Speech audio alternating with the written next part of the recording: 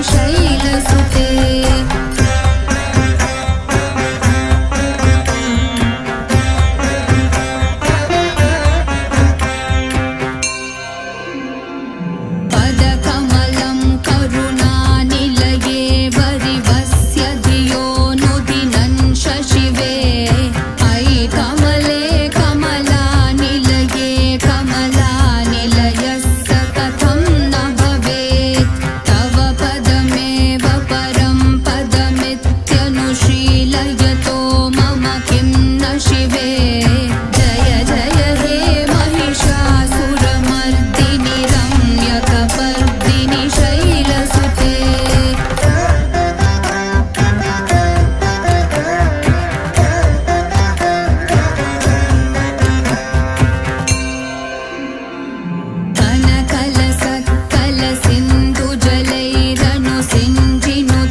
गुणरङ्गभुवं भजति स किं न स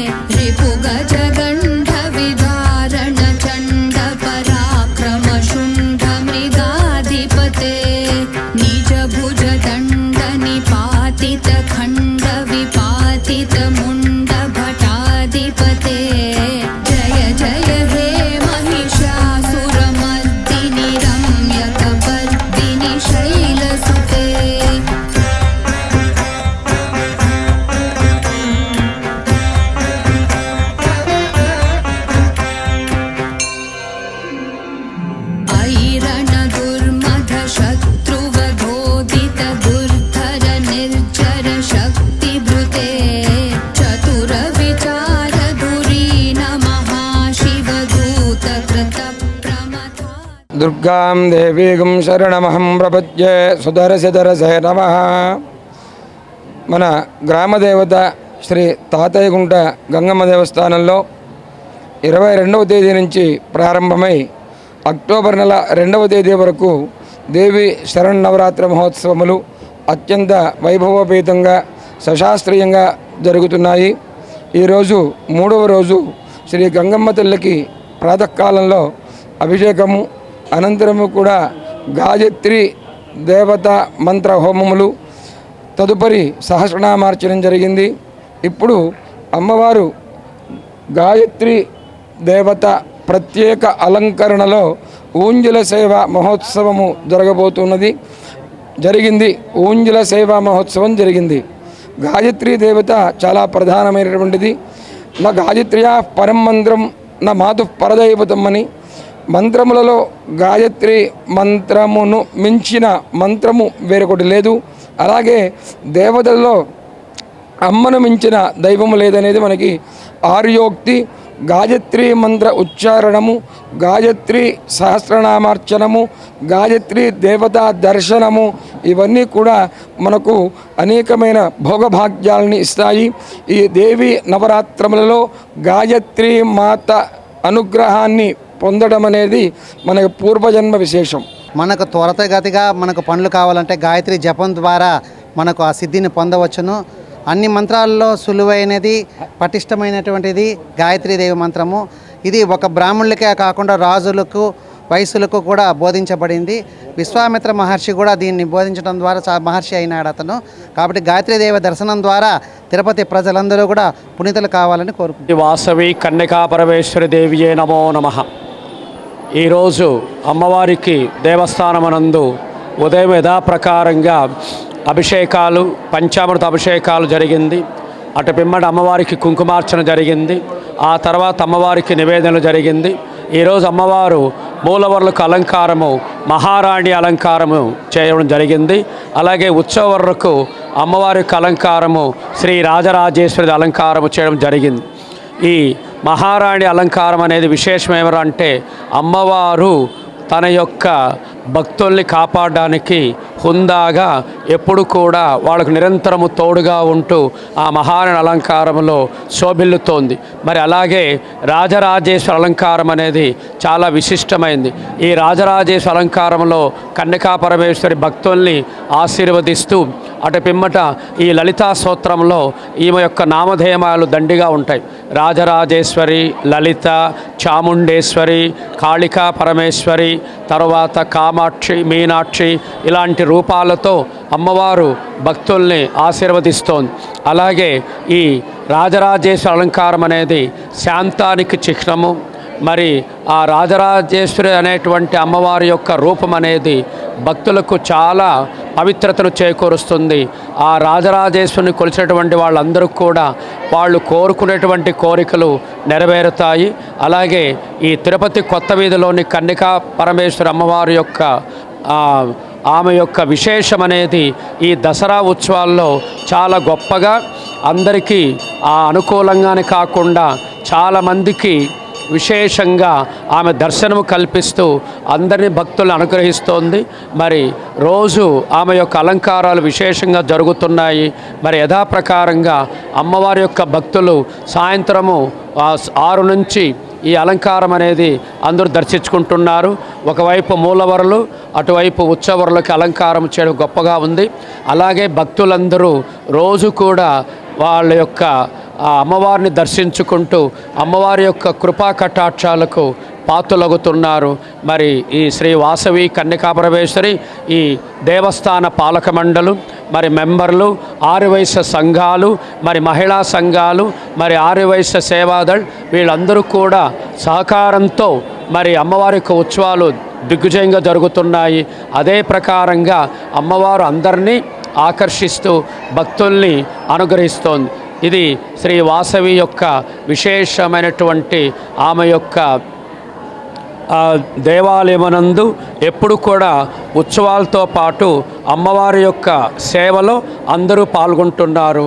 ఇది ఈరోజు అలంకారం యొక్క విశేషం. నవరాత్రి ఉత్సవాల్లో భాగంగా 3వ రోజు ఈరోజు అమ్మవారు గాయత్రీదేవి అలంకారంలో భక్తులకి దర్శనార్థం ఈరోజు అమ్మవారి గుడి ప్రాంగణంలో అమ్మవారి ఉంజల సేవ నిర్వహిస్తున్నారు. ఈ నవరాత్రులు 9 రోజులు కూడా రోజుకొక అలంకారంలో అమ్మవారు భక్తులకి దర్శనం ఇస్తారు. భక్తులందరూ కూడా తిరుపతిలో ఉన్నటువంటి భక్తులందరూ కూడా వచ్చి అమ్మవారిని దర్శించుకొని అమ్మవారి ఆశీస్సులు పొందాలని చెప్పి కూడా పాలక మండలి తరపున కోరుకుంటున్నాం.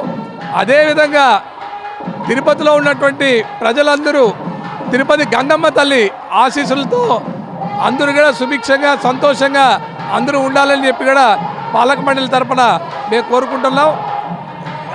తిరుపతి తాతయ్యగుంట గంగమ్మ గుడి ప్రాంగణంలో ప్రతిరోజు కూడా ఉదయం విశేషమైన అభిషేకం, అనంతరం హోమం, అనంతరం అర్చన నిర్వహించి సాయంత్రం ఉంజల సేవ నిర్వహిస్తున్నారు. ఈ ఒక అవకాశాన్ని తిరుపతి ప్రజలందరూ కూడా ఉపయోగించుకొని అమ్మవారి దర్శనానికి రావాలని కూడా కోరుకుంటున్నాం. దేవస్థానం నందు అమ్మవారి గాయత్రీదేవి అలంకరణతో ఈరోజు అనుగ్రహం ఇవ్వడానికి సిద్ధంగా ఉన్నారు. భక్తులందరూ ఆమె అనుగ్రహానికి ఆకాంక్షితులు అవ్వాలని కోరుకుంటూ తర్వాత ఉదయము 7 గంటలకి అభిషేకం జరుగును, తర్వాత హోమము చేయబడును, తర్వాత కుంకుమార్చన చేస్తారు. సాయంత్రం వేళ ఊంజల సేవలో గాయత్రీదేవి అలంకరణతో ఈరోజు దర్శన భాగ్యము ప్రజలందరికీ అందుబాటులో ఉంటుంది.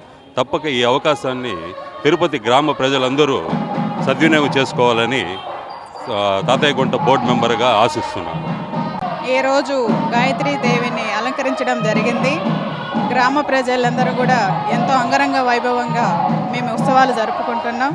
ఇంకా మిగతా 6 రోజులు కూడా ఎంతో అంగరంగంగా జరుపుకోవాలని మనస్ఫూర్తిగా కోరుకుంటూ ఈ దసరా ఉత్సవాలని తిరుపతి ప్రజలందరూ ప్రతి ఒక్కరూ ఉపయోగించుకోవాలని మనసారా కోరుకుంటూ అందరూ రావాలని, తప్పకుండా ఇక్కడ వచ్చిన భక్తులకి ఎటువంటి హాని జరగకుండా మేము తగు జాగ్రత్తలు తీసుకుంటూ ఇక్కడ ఉన్న స్టాఫ్ కానీ కమిటీ సభ్యులు ప్రతి ఒక్కరూ అందుబాటులో ఉంటూ వాళ్ళకి ఎటువంటి కష్టం లేకుండా చూసుకుంటూ పాల్గొంటున్నారు. చాలా గంగమ్మ దసరా ఉత్సవాలు మేము జరుపుకోవడం చాలా ఆనందంగా ఉంది. ప్రతి ఒక్కరిని రావాలని ఆహ్వానిస్తూ